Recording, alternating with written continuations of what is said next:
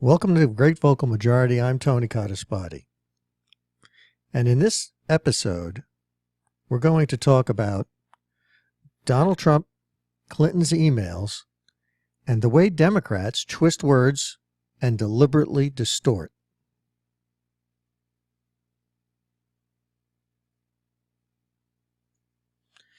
Here is a 15-second course on how to be a Democrat and how to learn how to twist words to deliberately distort things. How to be a Democrat.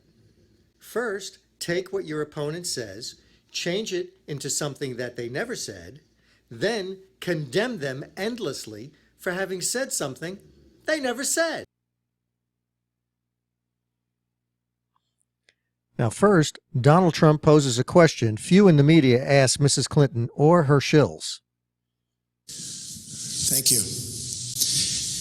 So it's been 235 days since crooked Hillary Clinton has had a press conference. And you as reporters who give her all of these glowing reports should ask yourselves why.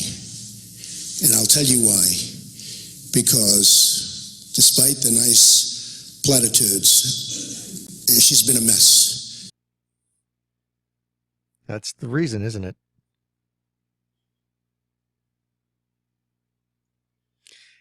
Next, here is a video of all of Trump's comments about Clinton and her emails and the people who hacked them. The email situation, now I call it the double email situation, both very serious. What was said in the last ones to the DNC was horrible, absolutely horrible.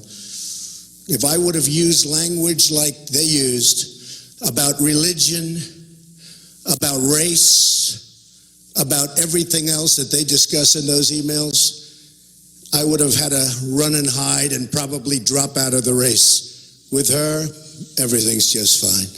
So you just ask yourself why she doesn't have news conferences.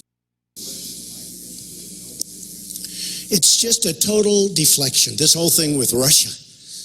In fact, I saw her campaign manager, I don't know his title, Mook. I saw him on television, and they asked him about Russia and the hacking. By the way, if they hacked, they probably have her 33,000 emails. I hope they do. They probably have her 33,000 emails that she lost and deleted, because you'd see some beauties there. Love to have that power. But Russia has no respect for our country. And that's why, if it is Russia, nobody even knows it's probably China. Or it could be somebody sitting in his bed. But it shows how weak we are. It shows how disrespected we are. A total sign, assuming it's Russia or China or one of the major countries and competitors, it's a total sign of disrespect for our country.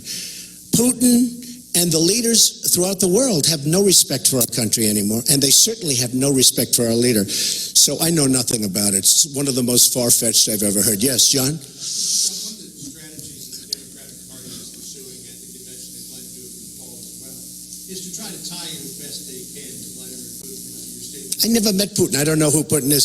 He said one nice thing about me. He said I'm a genius. I said thank you very much to the newspaper, and that was the end of it. I never met Putin. I'm not going to tell Putin what to do. Why should I tell Putin what to do?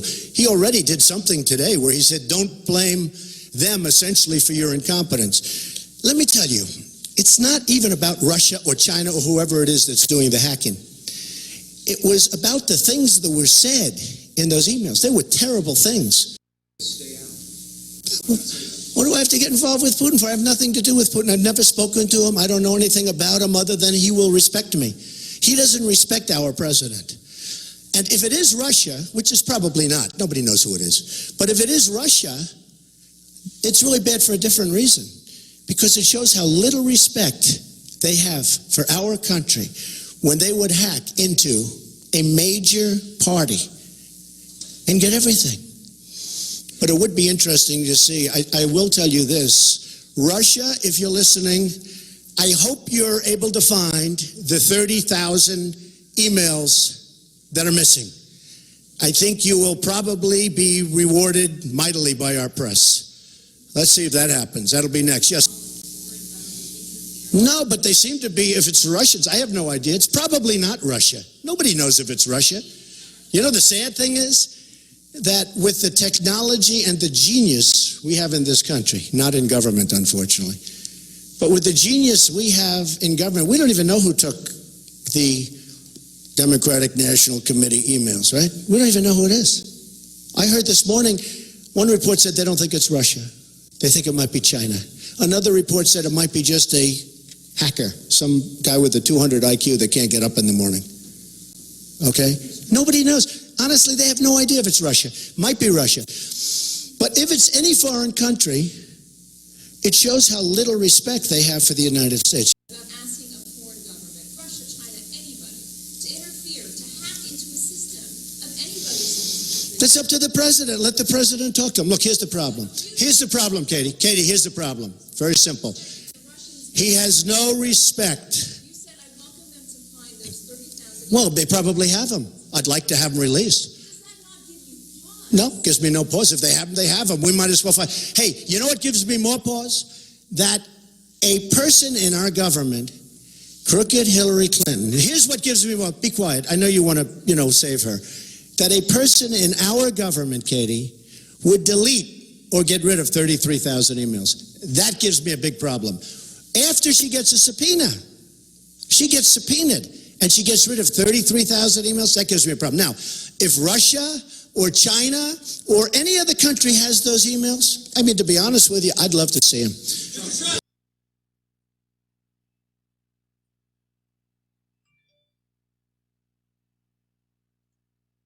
Now I want you to listen to the media and the Democrats characterize what Trump just said.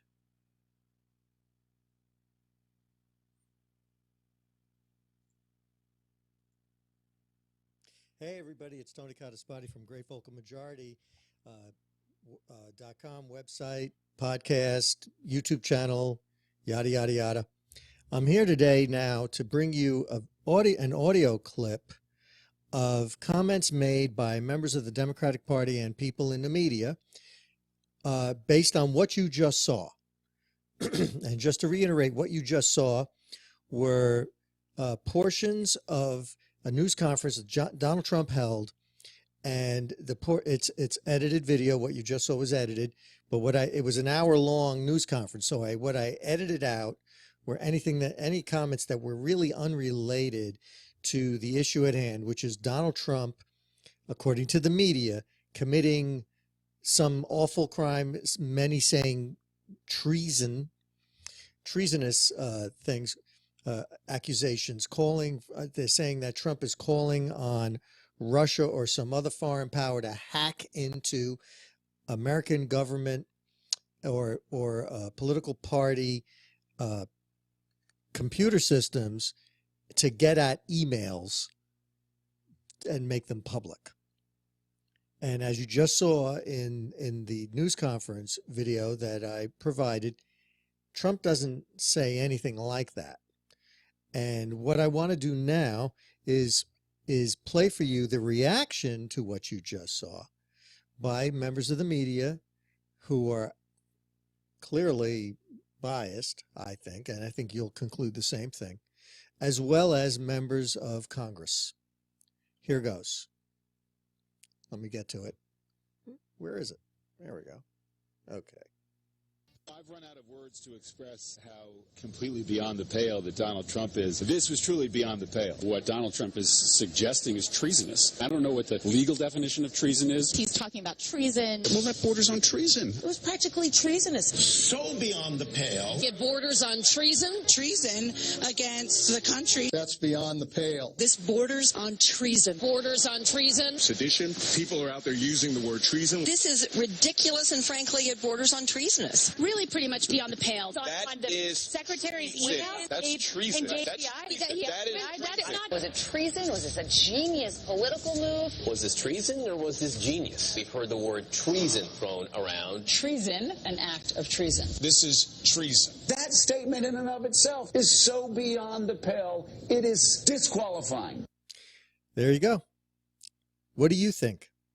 Did that sound like treason to you? That's what the media thinks it is.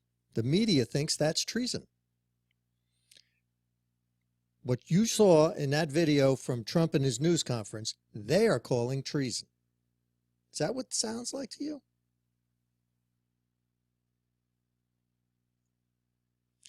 Let's end the lies of the media and the Democrats right here. Let's go right down the list. Donald Trump never called on a foreign power to hack anything. That never took place. You saw the video.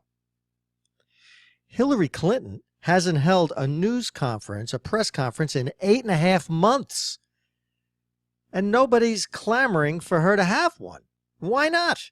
Donald Trump goes out there anytime he feels like it. The DNC emails revealed racism and anti-Semitism, at the very least, at the highest echelons of the Democratic Party. And if the DNC was hacked, Clinton's servers were likely hacked as well. And then here's the real money shot. If Clinton was hacked, she could be open to blackmail, because there could be incriminating information in those deleted emails. And if anyone is guilty of treason, the most likely person is Hillary Clinton. At GreatVocalMajority.com, we make no bones about the fact that we're conservatives and we're committed to the truth. Look, we live in a very deceitful time. Barack Obama has lied to the country repeatedly. Hillary Clinton has lied to the country repeatedly. We've been lied to a lot. We live in an age of deceit. And to quote H.G. Wells, in an age of deceit, the truth is a revolutionary act. I'm Tony Cottaspati. This is GreatVocalMajority.com. Thanks very much for paying attention, and take care.